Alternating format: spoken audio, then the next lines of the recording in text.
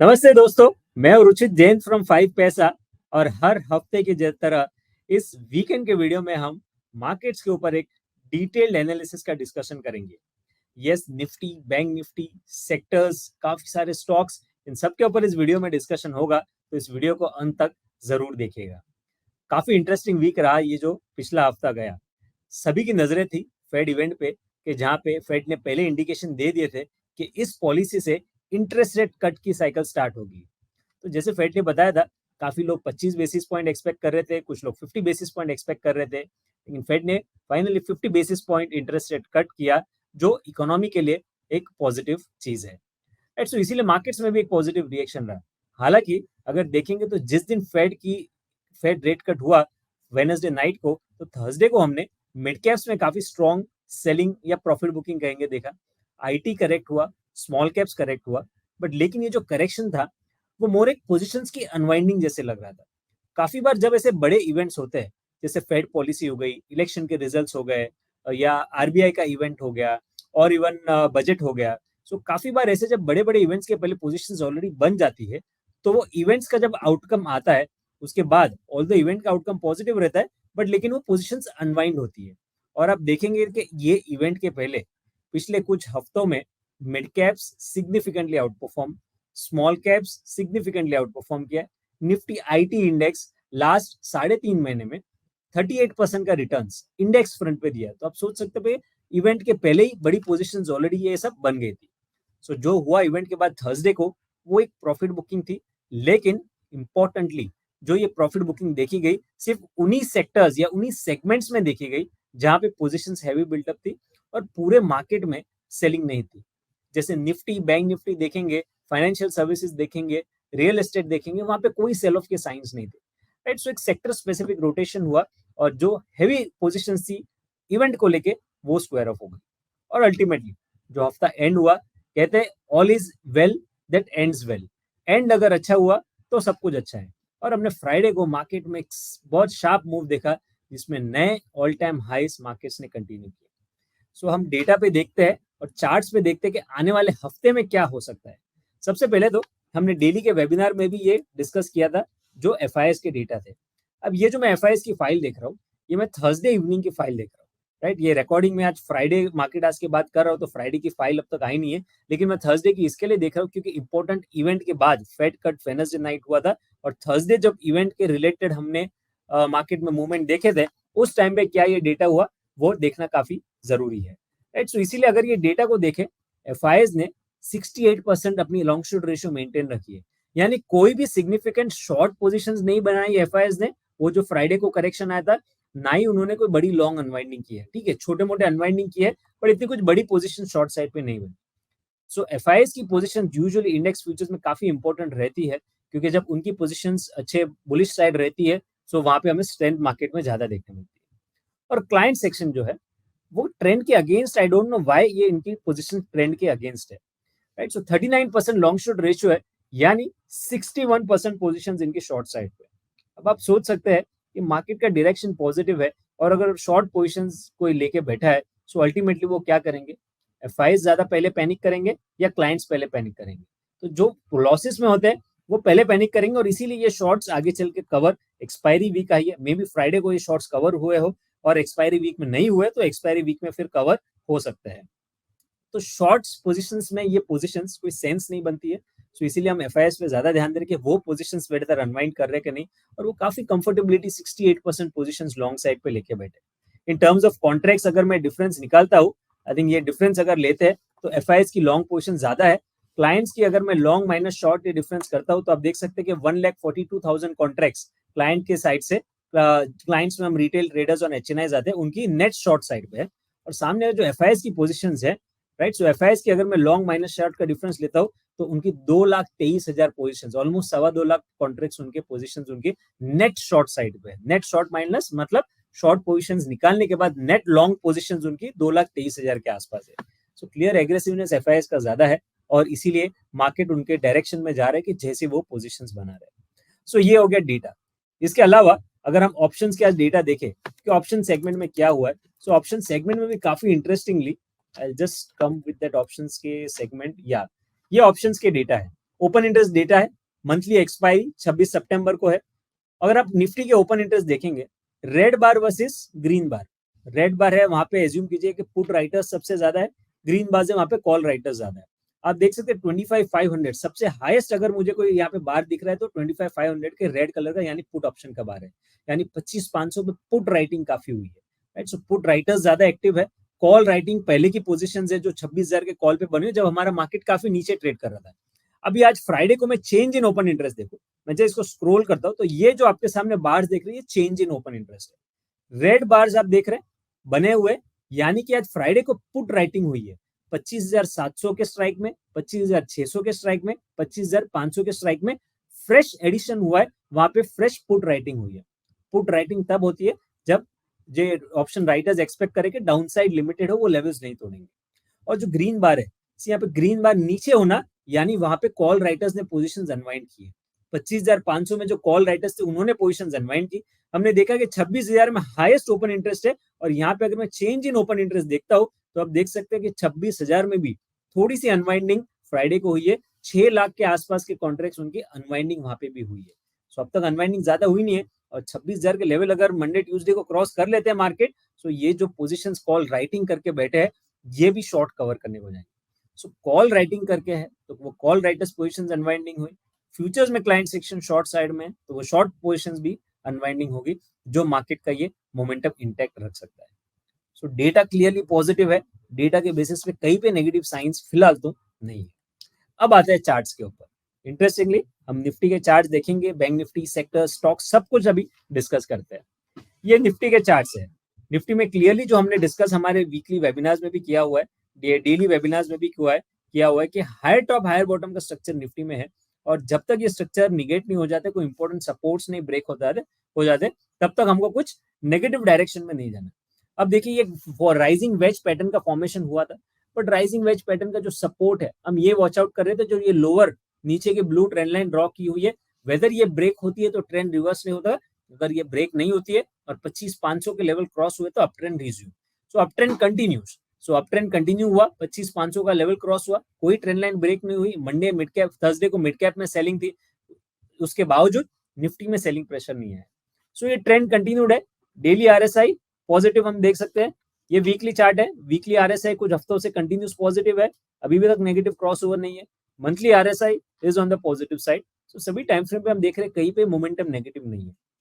अब all time high के आसपास, सो आप जानते हैं कि जब ऑल टाइम हाई आते हैं तो हम लेवल्स कैसे निकालते हैं, रीसेंट करेक्शन के रिट्रेसमेंट। और ये जो रीसेंट करेक्शन आया था 25,333 से 24,750, उसके मैंने रिट्रेसमेंट लगाए। इनिशियल रिट्रेसमेंट तो जो हमने डेली वेबिनार में लगाए थे 25,700 के, वो सरपास हो गए। सो नेक्स्ट लेवल्स 26,050 के आसपास पहले आ रहा है, 26,050 और फिर 26,270। तो याद रखिए आने वाले हफ्ते में ये दोनों लेवल्स टेस्ट हो सकते हैं, 26,050 फॉलोड बाय 26,270। सो ये लेवल्स तक ये मार्केट एटलीस्ट ये अप ट्रेंड ये कंटिन्यू करनी चाहिए। इसके ऊपर जाएंगे तो हम और नए रिट्रेसमेंट्स निकाल के आगे देखेंगे, जो हम डेली वेबिनार में आपको अपडेट करते रहेंगे। अवरली चार्ट पे चलते सपोर्ट्स देखने के लिए। सो मैं यहाँ पे जस्ट एक मूविंग एवरेज चेंज करूंगा सो दैट हमको प्रॉपर सपोर्ट्स वहां पे मिल सके। सो ये अवरली चार्ट पे अगर हम सपोर्ट देखते हैं, इनिशियल सपोर्ट निफ्टी के लिए आने वाले वीक में आ रहा है वो 25,550 के आसपास आ रहा है। ये जो ग्रीन मूविंग एवरेज आप देख रहे हैं 25,550 570 के आसपास ये फर्स्ट सपोर्ट है। फिर मेजर ये ब्लू मूविंग एवरेज जिसको हम अभी ट्रेंड रिवर्सल या मेजर सपोर्ट तरीके से देखेंगे, वो आ रहा है 25,300। तो आप देख सकते हैं जो सपोर्ट बेस लास्ट वीक हम बात कर रहे थे 25,000 की, कि 25,000 25,100 एक स्ट्रॉन्ग सपोर्ट बेस बन चुका है, वो इस हफ्ते अभी शिफ्ट हो गया 25,300। राइट, सो 25,300 अब major support base. Short term support base in case कोई मिड वीक इंट्रा वीक कोई डिक्लाइन आता है तो वो सपोर्ट बेस 25,570 के आसपास है, 25,570 550 के आसपास है। जब तक ये लेवल्स इंटैक्ट है, trade with a positive bias, look for buying opportunities. Data positive है, चार्ट सक्सेस भी निफ्टी का पॉजिटिव है। ये आते हैं बैंक निफ्टी। एक लंबे समय का अंडर परफॉर्मेंस के बाद पिछले हफ्ते, एक हफ्ते पहले ही जब ये बैंक निफ्टी इंडेक्स ने ये लेवल क्रॉस किया था 51,700 का, तभी इंडिकेशन दे दिए कि बैंक निफ्टी अब तैयार है कैचअप मूव के लिए। ये जो अंडर परफॉर्मेंस दिखाया है उसका एक कैचअप मूव रहेगा, और ये पूरा कैचअप मूव हमने ये हफ्ते में पूरे आते हुए देखा। अब प्राइस अप मूव कंटिन्यू रहा, आरएसआई डेली पे पॉजिटिव था। इनफैक्ट फ्राइडे को प्रीवियस स्विंग हाई 53,350 53,350 जो 4 जुलाई को बनाया था वो भी ब्रेकआउट आया और कंफर्टेबली उसके ऊपर क्लोजिंग किया। सो वेदर डेली देखें, वीकली में पॉजिटिव क्रॉसओवर्स है, मंथली में पॉजिटिव क्रॉसओवर है। सो ओवरऑल बैंक निफ्टी ने एक लीडरशिप ले ली है अभी फिर से ये लेग ऑफ अप मूव के लिए मार्केट के लिए। लेवल्स वाइज क्या आ सकता है, सेम चीज हमने रिट्रेसमेंट्स लगाई पिछले करेक्शन में, तो इनिशियल लेवल जो बैंक निफ्टी में आ सकते हैं वो 54,350 के आसपास, और 54,350 का लेवल क्रॉस होता है, पोजिशनल लेवल फिर 55,650 के आसपास फिर देखने को मिल सकता है। 55,650 ये पोजिशनली ये अपमूव में देखने मिल सकते हैं जब तक कोई रिवर्सल नहीं आते, और 54,350 ये इमीडिएट आने वाले हफ्ते में मार्केट को ये लेवल देखने मिल सकते हैं। सपोर्ट इन टर्म्स देखें, ग्रीन मूविंग एवरेज देख रहे हैं, आवरली चार्ट पे कैसे सपोर्ट बन रहा है इंट्राडे डिप्स या इंट्राडे करेक्शंस में, और वो एवरेज सपोर्ट अभी 53,150 के आसपास है, 53,150 के आसपास। तो 53,150 इमीडिएट सपोर्ट कोई भी डिक्लाइन में देखा जाएगा। थोड़ा mid to long term average जो पहले 50,000 51,000 के आसपास था, 51,000 के आसपास था, वो अभी शिफ्ट हो गया 52,100 के आसपास। तो थोड़ा मिड टर्म जो सपोर्ट हम निफ्टी में 25,300 के आसपास देख रहे हैं, उसका करस्पॉन्डेंट लेवल बैंक निफ्टी में आ रहा है 52,100 के अराउंड। सो ये सब लेवल जब तक इंटैक्ट है तब तक बैंक निफ्टी में भी एक पॉजिटिविटी आगे कंटिन्यू रह सकती है। अब हम सेक्टोरल जब इंडाइसिस में जा रहे हैं तो शुरुआत हम निफ्टी आईटी से करते हैं, क्योंकि इस हफ्ते आईटी में थोड़ी प्रॉफिट बुकिंग देखी गई, राइट। सो आईटी ने एक रिलेटिव अंडर परफॉर्मेंस देखा है, 2.7% नेगेटिव क्लोजिंग हुआ थर्सडे को, वेडनेसडे और थर्सडे 2 दिन शार्प करेक्शन हुआ। अब आईटी में जैसे मैंने कहा शुरुआत में, मेन रीजन है अनवाइंडिंग ऑफ पोजीशंस। यहाँ पे कोई भी साइंस नहीं है निफ्टी आईटी इंडेक्स को देख के, चाहे मैं डेली देखूं, वीकली देखूं, मंथली देखूं, कहाँ पे भी ऐसे साइंस नहीं है कि टॉप बन चुका है, ट्रेंड रिवर्स हो चुका है। सो ये क्या हो सकता है, एक regular correction, regular profit booking रह सकती है। अब जब रेगुलर प्रॉफिट बुकिंग का करेक्शन होता है तो मिनिमम कम से कम जो रिट्रेसमेंट्स हम एक्सपेक्ट करते हैं कि वहां तक तो ये करेक्शन एक्सटेंड होगा जहां पे फिर से बाइंग अपॉर्चुनिटीज देखते हैं, वो 23.6% आता है। अगर थोड़ा सा डीपर जाता है तो 38.2% तक जाता है, बट फिलहाल हम 23.6 क्योंकि अब तक वो भी नहीं आया है तो उसके ऊपर हम ध्यान रखेंगे, और वो लेवल आ रहा है 40,700 के आसपास। सो 40,700 के आसपास अगर निफ्टी आईटी इंडेक्स आता है तो वहां पे थोड़े रिस्क रिवॉर्ड रेशियो फेवरेबल बन सकते हैं। उसके पहले ये ग्रीन एवरेज सपोर्ट भी है जो आ रहा है 41,300 पे। अब let's see whether green average support से अपमूव देता है या 23.6% पे बेस बनाता है, वो आने वाले हफ्ते में देखेगा। बट फिलहाल आने वाले वीक के शुरुआत में तो आईटी स्टॉक्स पे ध्यान नहीं देंगे for any out performance. Market performer रह सकता है, रिलेटिव अंडर परफॉर्मर रह सकता है, बट आउट परफॉर्मेंस जो लास्ट 2 महीने में दिखा है, राइट, 2 ढाई 3 महीने में, वो इमीडिएटली आईटी में नहीं है। So let there be some dip में देखेंगे जब बाइंग अपॉर्चुनिटी आईटी में रिस्क रिवॉर्ड रेशियो फेवरेबल बनेगा वहां पे, right. So for now we will wait for some more dips in the IT index. Nifty bank हमने कवर किया, ये आपके सामने Nifty FMCG index, this is bullish, right. So daily RSI positive, green moving average जो daily chart पे उसके नजदीक भी नहीं है। हायर बॉटम अब निफ्टी एफएमसीजी इंडेक्स ने 64,200 पे बना दिया है, अभी क्लोजिंग 65,870 का। So daily positive, weekly positive, monthly भी पॉजिटिव।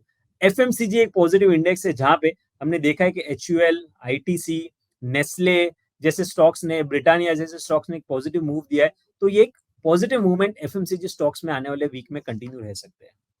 अब नेक्स्ट सेक्टर जो हम देख रहे हैं ये है oil and gas, Nifty oil and gas sector. अब रिसेंटली अंडर परफॉर्मेंस क्यों आया था, क्योंकि क्रूड ऑयल प्राइसेस करेक्ट हुए थे। ओएनजीसी, रिलायंस जैसे स्टॉक में करेक्शन आया था क्योंकि वो डायरेक्टली प्रोपोर्शनल है क्रूड ऑयल प्राइसेस से, राइट, और वो हैवी वेट से। अब ये इंडेक्स अपने ब्लू मूविंग एवरेज सपोर्ट के आसपास आया है, तो ये काफी क्रूशियल लेवल्स है। अगर ये एवरेज सपोर्ट्स इंटैक्ट रख देते तो वापस एक पुल बैक मूव एक्सपेक्ट कर सकते हैं, बट आउट परफॉर्मेंस नहीं, not an out performance, but support के आसपास है। तो शायद अब करेक्शन डाउन साइड लिमिटेड है, हो सकता है कि प्राइस वाइज करेक्शन ना हो, टाइम वाइज करेक्शन हो, या एक छोटे मोटे pull back moves oil and gas sector में देख सकते हैं। कंज्यूमर ड्यूरेबल्स ये काफी पॉजिटिव है। कंज्यूमर ड्यूरेबल्स हम पिछले 2 हफ्ते पहले भी हमने कवर किया था कि जहाँ पे हमने ये ब्रेकआउट का साइन दिया था कि कंटिन्यूएशन ऑफ अप ट्रेंड, यहाँ पे अभी भी पॉजिटिव साइंस है कंज्यूमर ड्यूरेबल्स में। निफ्टी फार्मा इंडेक्स, ये निफ्टी फार्मा इंडेक्स है। अब निफ्टी फार्मा इंडेक्स भी ये हफ्ते 2% के आसपास डाउन है, बट आप देखेंगे काफी ओवरबॉट सेटअप से। ये मंडे का आरएसआई रीडिंग्स देखिए 94 के आसपास, 95 के आसपास थे। अब ऐसे ओवरबॉट सेटअप कूल ऑफ होने जरूरी है, तो हम और आगे अप ट्रेंड देखते हैं यूजुअली। सो ये आरएसआई कूल ऑफ हुआ है, अब 70 के सपोर्ट के आसपास आ गया है। Green moving arrow Nifty pharma index का 22,480 500 के आसपास है। 23,000 पे इंडेक्स ने क्लोज दिया, तो ज्यादा डाउनसाइड फार्मा इंडेक्स में नहीं लग रहा है। 22 अगर 500 पॉइंट और नीचे गया 22,500 के आसपास, तो वहां पे एक अच्छा सपोर्ट फार्मा स्टॉक्स में रहेगा, और फार्मा स्टॉक्स में वापस से वहां पे एक पॉजिटिविटी आने से वहां से हो सकती है, राइट। सो हमने काफी सारे पीएसयू बैंक इंडेक्स। अब bank Nifty all time high पे है, PSU banks all time high से काफी नीचे है। Last all time high PSU bank index में 3 जून को बना था 8,050 के लेवल पे, 8,500। आज ट्रेड कर रहा है 6,630 पे, 8,050 6,630। अब देख सकते हैं कितना सिग्निफिकेंट करेक्शन ये पीएसयू बैंक इंडेक्स में रहा है, और एक बड़ा अंडर परफॉर्मर रहा है। फिलहाल मोमेंटम कहाँ है? फाइनेंशियल सर्विसेज में और प्राइवेट सेक्टर बैंक्स में। तो बेटर है बॉटम फिशिंग तब तक ना करें जब तक ब्रेकआउट नहीं आते। ब्रेकआउट के साइंस कब आएंगे? ये जो ट्रेंड लाइन मैंने बनाया है प्राइस पे, ये एक फॉलिंग वेज पैटर्न है। क्या है ये? फॉलिंग वेज पैटर्न है। जब ये ट्रेंड लाइन के ऊपर ब्रेकआउट आएगा निफ्टी पीएसयू बैंक इंडेक्स में, वो लेवल है 6800 6,800। अब फिलहाल तो ये बॉटम है, फिर ये लोअर बॉटम बना है, राइट। और ये लोअर टॉप बना है, ये एक टॉप बना, फिर ये लोअर टॉप बना, फिर लोअर टॉप बना। अगर ये लास्ट जो लोअर टॉप है इसको सरपास कर देता है 6,800 को, हम 6,630 पे क्लोजिंग हुए, 6,800 के ऊपर ब्रेकआउट आता है, तो ये फॉलिंग वेज का ब्रेकआउट है। फिर पीएसयू बैंक्स में पार्टिसिपेट करेगा, क्योंकि उसके बाद पिटे हुए स्टॉक्स है, काफी गिरे हुए स्टॉक्स है, ओवरसोल्ड सेटअप्स है, तो एक अच्छा मूव रहेगा। लेकिन बेटर है फिलहाल तो, क्योंकि आउट परफॉर्मेंस नहीं है ये पूरे हफ्ते, इतनी तेजी प्राइवेट सेक्टर बैंक्स में हुई है, फिर भी पीएसयू में बाइंग इंटरेस्ट नहीं दिखा है। सो बेटर है कि वो थोड़ा सा अप मूव मिस होगा तो चलेगा, 6,630 से 6,800 का तक का लेवल मूव होगा तो चलेगा, बट वो चलने के बाद, ब्रेकआउट होने के बाद ही पीएसयू बैंक्स में पार्टिसिपेशन कीजिएगा, right. And Nifty FM financial services index, fin Nifty हमने लास्ट वीक भी कवर किया था कि बैंक निफ्टी से ज्यादा चल रहा है फिन निफ्टी, राइट। सो इसीलिए आप देख सकते हैं फाइनेंशियल सर्विसेज से रिलेटेड जो स्टॉक्स है वहां पे एक अच्छा, जैसे बजाज फाइनेंस है, बजाज फिनसर्व है, श्रीराम फाइनेंस है, राइट। सो ये सब स्टॉक्स में आप देख रहे हैं कि रिलेटिव आउट परफॉर्मेंस है। Financial services, private sector banks, ये रिलेटिव आउट परफॉर्मेंस आगे चल के कंटिन्यू रह सकते हैं। I hope. या अभी है निफ्टी मेटल इंडेक्स, ये आपके सामने निफ्टी मेटल इंडेक्स का चार्ट, पूरा कंसोलिडेशन।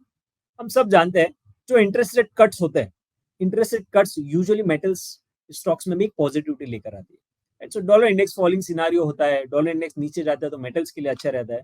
आने वाले हफ्ते में ये एक लेवल रहेगा जो वॉच आउट करने के लिए रहेगा निफ्टी मेटल इंडेक्स में, 9,515 9,520। इसके ऊपर ये जो स्विंग हाइज है, इसके ऊपर ब्रेकआउट आया तो फिर मेटल स्टॉक्स में लॉन्ग साइड पे पार्टिसिपेशन कीजिएगा। सो मेटल इंडेक्स फिलहाल वॉच लिस्ट पे रखिए। ब्रेकआउट इस वीक आया नहीं है, लास्ट 2 दिन मार्केट इतना चला, बट मेटल इंडेक्स में ब्रेकआउट नहीं आया। आप देख सकते हैं एक्सेप्ट जेएसडब्ल्यू स्टील, मैं देख रहा था जो हैवीवेट्स है उसमें जेएसडब्ल्यू स्टील ने काफी अच्छा आउट परफॉर्मेंस दिखाया है, कि ये पूरा जो फॉलिंग मार्केट का ट्रेंड था, ये फॉलिंग मार्केट में ट्रेंड में जेएसडब्ल्यू स्टील ही ऐसा स्टॉक रहा है जो अभी भी ऑल टाइम हाई के आसपास ट्रेड कर रहा है। तो जब करेक्शन के टाइम जो आउट परफॉर्म कर रहा है, अगर निफ्टी मेटल इंडेक्स में ये ब्रेकआउट आएगा तो जेएसडब्ल्यू स्टील जैसे जो आउट परफॉर्मर है वो चल सकते हैं। उसके अलावा काफी दूसरे स्टॉक्स भी हम बाद में देखेंगे, जैसे एनएमडीसी है, सेल है, ये सब सपोर्ट्स पे ट्रेड कर रहे हैं। एनएमडीसी के चार्ट सेक्टर अगर आप देखेंगे तो ये सपोर्ट के आसपास ट्रेड कर रहा है, राइट। सेल के चार्ट सेक्टर्स देखेंगे तो जो इलेक्शंस के रिजल्ट के डे का लो बनाया था, 1 point, second point, third point, 125 124 support के आसपास ट्रेड कर रहा है। लेकिन इंडेक्स में ब्रेकआउट जरूरी है, इंडेक्स में ब्रेकआउट आएगा तो ये सब स्टॉक्स पे हम देखेंगे, फॉर आप अपने वॉच लिस्ट पे रखिएगा। निफ्टी ऑटो हमने कवर किया, right. This is Nifty auto index, Nifty auto we didn't cover, right. So auto में अगस्त में हाई बना था, फिर कंसोलिडेशन फेज गया। इस कंसोलिडेशन फेज में सिर्फ 2 व्हीलर चले, बजाज ऑटो चला, हीरो मोटो को चला, बट लेकिन 4 व्हीलर जो स्टॉक्स है, एमएनएम, मारुति जैसे स्टॉक्स, अशोक लेलैंड, ये सब स्टॉक्स में कुछ मूव नहीं है। बट अभी क्लोजिंग अच्छी है ये हफ्ते की, सो ऑटो इंडेक्स की क्लोजिंग अच्छी है, तो आने वाले वीक में ऑटो भी परफॉर्म कर सकता है। एक एफएमसीजी परफॉर्म कर सकता है, ऑटो में परफॉर्मेंस हो सकता है, फाइनेंशियल सर्विसेज बैंकिंग में परफॉर्मेंस कंटिन्यू रह सकता है। रियल्टी इंडेक्स, ये आपके सामने रियल्टी इंडेक्स के, जहां पे रियल्टी इंडेक्स में भी ये ब्लू मूविंग एवरेज के आसपास सपोर्ट बेस बना के आरएसआई पॉजिटिव और पॉजिटिविटी का रिजम्पशन हुआ है, और एक रियल्टी इंडेक्स है ये परफॉर्म कर सकता है, राइट। सो ये सब सेक्टर्स है, ये 4 सेक्टर्स याद रखिएगा ट्रेडिंग के लिए। ये सेक्टर के स्टॉक्स में देखिएगा जहां पे एक आउट परफॉर्मेंस रहेगा और आपको अच्छी ट्रेडिंग अपॉर्चुनिटीज मिलेगी। और एक आखिरी सेक्टर हम देखेंगे, फिर हम कुछ स्टॉक्स पे डिस्कशन करेंगे। सेगमेंट में कहूंगा वो है निफ्टी मिड कैप इंडेक्स, काफी इंपॉर्टेंट। क्योंकि हमारे पोर्टफोलियोज निफ्टी के ऊपर जाने से नहीं चलते जितने मिड कैप इंडेक्स के ऊपर जाने से चलते हैं या गिरते हैं। सो अब ये थर्सडे की जो प्रॉफिट बुकिंग हमने देखी, वेडनेसडे थोड़ा डिप, थर्सडे को dip, exactly green moving average पे सपोर्ट लिया है।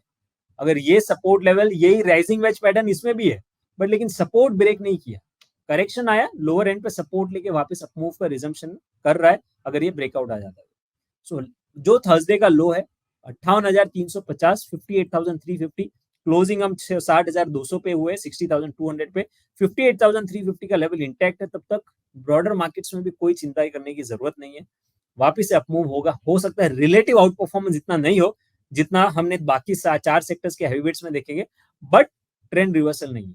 सो जस्ट करेक्शन है। हाँ, अगर 58,350 अगर टूट गया निफ्टी मिड कैप 100 इंडेक्स पे, तो फिर लॉन्ग पोजीशंस में ब्रॉडर मार्केट से निकल जाइएगा, फिर ही करेक्शन एक्सपेक्ट करेंगे। लेकिन वो फिलहाल वो इंटैक्ट है, तब तक we will not worry much about on that. Right, so ये सब सेक्टर्स हमने कवर किया। I think I did not miss anything. ज्यादातर सब जो मेन सेक्टर्स थे वो मैं कवर कर चुका हूँ।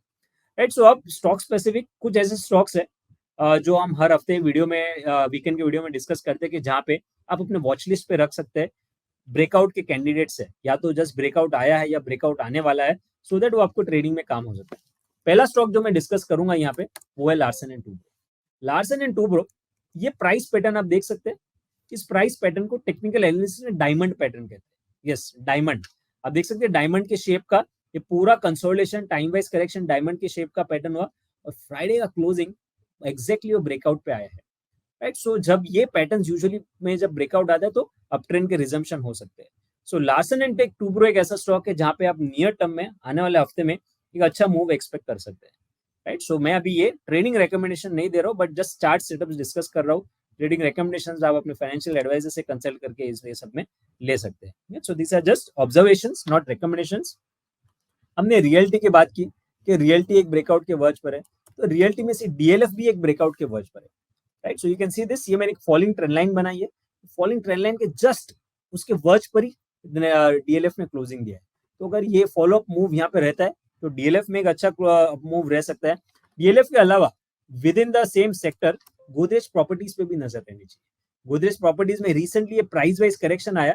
प्राइस वाइज करेक्शन 2800, जो प्रीवियस सपोर्ट था 5 अगस्त का लो था 2800, ये पूरे कंसोलिडेशन में इस थर्सडे को भी लो बनाया 2800 का, और वो ब्रेक नहीं किया। तो 2800 का सपोर्ट बेस बनाया और ग्रीन एवरेज के ऊपर क्लोजिंग दिया है। यानी कि रियल्टी स्टॉक्स में मूवमेंट आता है तो गोदरेज प्रॉपर्टीज में भी एक अच्छा मूव वहां पे एक्सपेक्ट कर सकते हैं। राइट, सो ऑलरेडी मैंने आईसीआईसीआई बैंक अगर देखे तो ये मैंने पिछले वीकेंड के वीडियो में आपको बताया था ब्रेकआउट के, जब ये वर्ज पर था। राइट, सो लास्ट सैटरडे के वीडियो में ये तभी ये ब्रेकआउट आया नहीं था। आई रिमेम्बर 1250 के आसपास कुछ ट्रेड कर रहा था, हमने कहा था कि 1260 के ऊपर एक अच्छा मूव रहेगा, और 1340 का क्लोजिंग, 1362 का हाई वहां पे बनाया है। With in the FMCG space अगर देखें, नेस्ले ने काफी अच्छी क्लोजिंग दी है। काफी हफ्तों से ये सपोर्ट, ये रेजिस्टेंस बन रहा था नेस्ले में, 2650 के आसपास बार बार ये हर्डल कर रहा था, वो ब्रेकआउट नेस्ले नहीं है। हालांकि लास्ट 3 दिन में चल चुका है थोड़ा, तो कुछ डिप आता है तो डिप पे बाइंग अपॉर्चुनिटीज नेस्ले में ढूंढ सकते हैं। 2750 जो प्रीवियस स्विंग आया था उसके आसपास वापस से स्टॉक जा सकता है। ऑटो स्टॉक्स में एमएनएम, मारुति दोनों ने ही एक अच्छे साइंस दिए। एमएनएम देखिए पूरा corrective phase, blue moving average support intact, और वहां से वापस एक अपमूव का रिजम्पशन।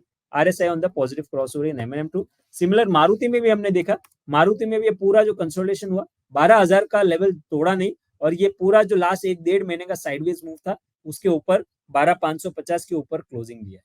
राइट, सो ये कुछ स्टॉक्स है कि जहां पे आप एक अच्छा मूव आने वाले हफ्तों में एक्सपेक्ट कर सकते हैं। तो आप अपने फाइनेंशियल एडवाइजर को कंसल्ट करके ये ट्रेडिंग के लिए देख सकते हैं। बाकी हमारे जो रेगुलर ट्रेडिंग रिकमेंडेशंस है वो आप हमारे टेलीग्राम चैनल पे ज्वाइन कर सकते हैं। आज ये थोड़ा वीडियो लंबा हो गया, बट आई होप इन्फॉर्मेटिव था और आपको ये वीडियो काम आएगा। राइट, व्यूज फॉर्म करने में, लेवल्स देखने में।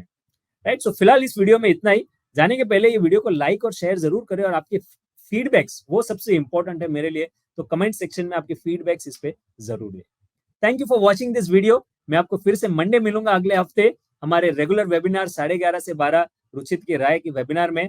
Till then, goodbye, have a very happy weekend. Investments in the securities market are subject to market risk. Read all related documents carefully before investing.